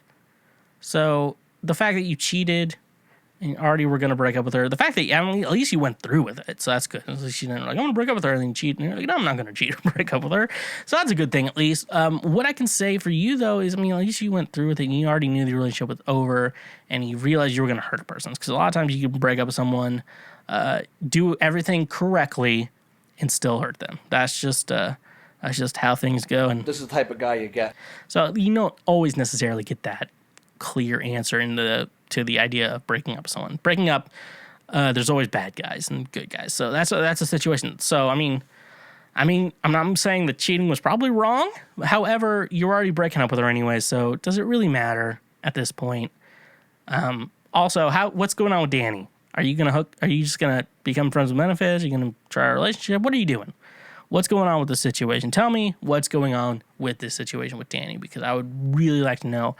Danny already knew, I guess, to begin with. So, you weren't doing anything bad to them in the situation. But, I think, honestly, I wouldn't, this is a weird situation because you did technically cheat, but you were already going to break up with her at the same time. So, this is like, it's technically cheating, but does it really count as cheating? That's the situation, which, that's a good debate for everyone listening today. Did he actually cheat technically, or because emotionally he wasn't already there with her? So that's the situation. So I don't think you played yourself, but That's rough, buddy. so I probably wouldn't think too hardly on it, my dude. Yeah, that's all I can really say. Oh, I got a Facebook notification. Is it anything important? No, it's not. Okay. Next up, gotta not open Photoshop and go to our final question of the evening. Here is the story. My ex accused me of posting her nudes online. We broke up 6+ months ago, and after 2 months of silence, I got a text from her asking me if I posted her nudes. According to her, someone added her on Snapchat and directly named me, saying I posted her nudes online. They also refused to say any more than that and remained anonymous. Just to be clear, all private photos were deleted when we broke up. I've never shared them with anyone or discussed them with anyone. I have 2 explanations, but would like some input. Our relationship was all over social media, and if anyone wanted to cause drama, they could have made this stuff up. Our relationship was anything but happy. She was sweet and eventually became a physically and emotionally abusive person. This is her way to weasel her way back into my life. So obviously I'm here thinking about you specifically. This is the type of guy you get. So you're posting this to me on the internet, and what reason do you have to lie to me? That's my question, and my answer is you don't. I'm assuming you don't have any reason to lie to me. Why would you lie to me when I don't even know who you are? I don't even know who you are. It's when women share their OnlyFans with me, I send that Thanos saying, I don't even know who you are. So with that though, you know the truth, and I can't imagine you're lying to me right now. So I'm assuming you are being truthful. And you did delete all that shit when you did. So you do have that situation. Yeah, someone could be trying to bother you, but it's like a Snapchat too, so I don't know how fucking old you are. But at the same time, I think she's trying to look for a reason to talk to you and trying to get you back into life. You just gotta say, I'm like, no, I did not share anything of this with you. And if you do think it was me, you're gonna have to find proof. And she's gonna have to find the receipts and show the proof before she would actually be able to actually do anything with that. That's all I'm gonna really say here. This is me not knowing either of you when it's like, a real situation. A good lesson, never share nudes online. If you want to keep them when the relationship ends, there is the gray area there. But however, I consider that your treasures, and just don't share them with people. Don't share someone's nudes. It's a very emotional thing for a woman. Not for a man, but also a dick pic is not that impressive. What I will say, though, is that's how we're ending today's episode. Thank you so much for checking out this episode of Cancel Schweezy, the show all about feelings and how we all feel inside. If you have any questions, comments, or concerns, you can always email the schwegcast@gmail.com, or you can also send me a message on any social media platform at the Schweezy or at the Foreplay King on TikTok. That's where you'll find me. And, This is the type of guy you get. so check me out there. You can also check out Ride or Die Volume 2 out now, wherever you stream your music at. I know people stream music and don't download it, put it on their iPods, burn it to a CD. I know you don't do that these days. You do stream your music, so go check out Ride or Die Volume 2. And if you're still bored, Ride or Die Volume 1 and King, also EPs and some scattered singles out everywhere, wherever you do that. You make sure you also check out, like and subscribe to the podcast. If you're on YouTube, make sure you hit like and subscribe. We do highlights and everything like that, as well as leave a comment. That's a great way to say thank you for being a friend. If you are audio only, I don't know if there's a like button, but you can subscribe to the podcast and leave a review. Even if you didn't like the show, you can still leave a review saying you fucking hated it, and I will let you do that. Because Pretty bold of you little fucks to assume that I'm not God. And if you like watching me play video games, you can watch me play video games every Thursday, sometimes Monday. Currently doing Pokemon Crystal Clear, and we'll probably get back to Fortnite very soon. And you can also financially support the show on Patreon, because that's a great way to say thank you for being a friend. But, just like, subscribe, do all the free shit before you even try and do anything that you give me money for. And I really like that. So that's how we're ending the episode today. So thank you all for listening to this episode. Honk if you love butt drugs, and stay awesome.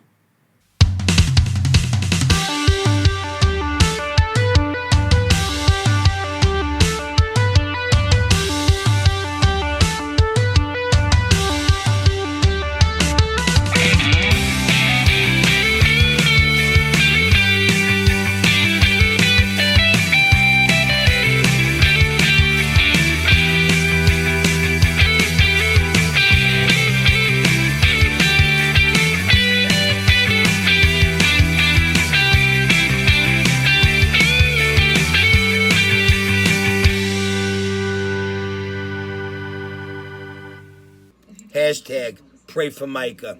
Hey, you just finished a full episode of Cancel Schweezy. Thank you so much for finishing the full episode. You made it this far, and I am super proud of you. If you want to support the show even further, we do have a Patreon page where you can financially support the show, keep us going financially, and being one of the top-ranking Schwoke Lords that I know that you can be.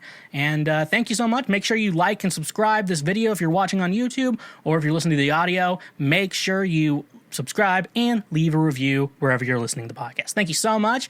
And like I said before, stay awesome.